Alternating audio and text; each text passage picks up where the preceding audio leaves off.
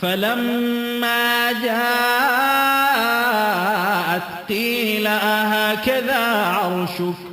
قالت كأنه هو وأوتينا العلم من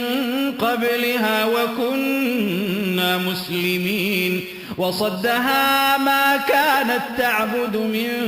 دون الله إنها كانت من قوم كافرين قيل لها ادخل الصرح فلما رأته حسبته لجة وكشفت عن ساقيها قال إنه صرح ممرد من